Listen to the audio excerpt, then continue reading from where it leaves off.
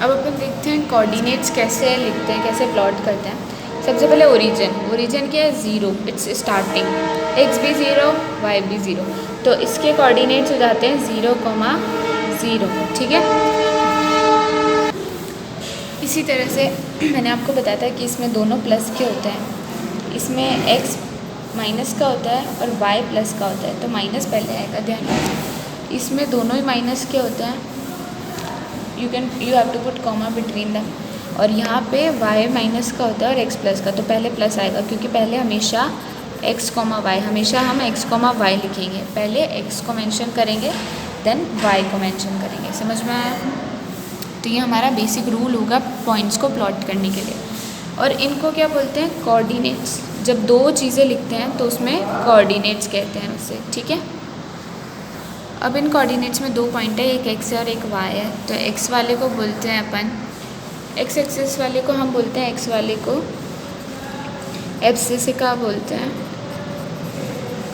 एब्सिका, और y वाले को अपन बोलते हैं ऑर्डिनेट, ठीक है। तो आपको कभी एब्सिका पूछे, तो आपको कभी एब्सिसा पूछे तो आपको x कोऑर्डिनेट बताना है, और ऑर्डिनेट पूछे तो उसका y कोऑर्डिनेट बताना है। इस टाइप का भी क्वेश्चन आएगा आपकी एक्सरसाइज में, गॉट इट। तो ये सारे पॉइंट्स हैं आपके प्लॉटिंग करने के लिए, जो कि बेसिक टर्मिनोलॉजी अगेन। और पूरे को दोनों x और y को मिला के कोऑर्डिनेट्स, तो किसी भी चीज़ का कोऑर्डिनेट्स पूछे यानी उसके x और y दोनों बताने।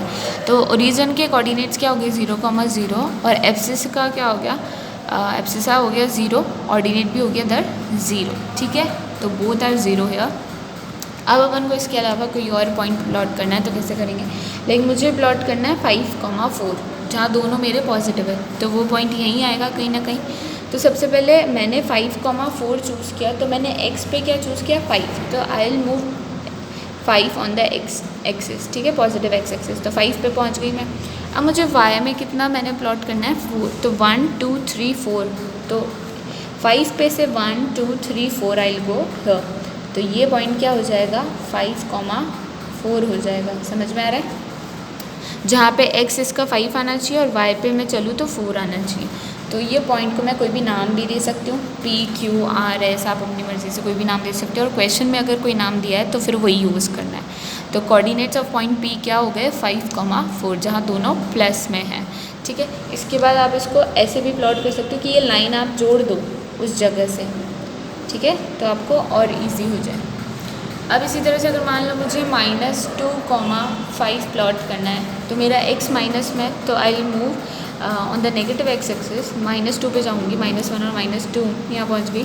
फिर मुझे y में 5 जाना है, तो 1 2 3 4 5 आई विल गो हियर, तो इसके कोऑर्डिनेट्स मार्क हो गए 5 एंड -2, ठीक है।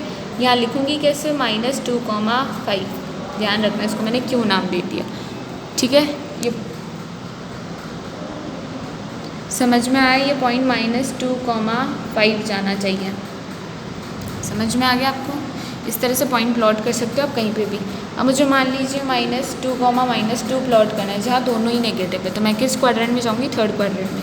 x भी मेरा -2 में -2 पे मूव कर गई, फिर मुझे y में -2 पे जाना है, तो 1 2 में -y पे भी -2 पे पहुँच गई।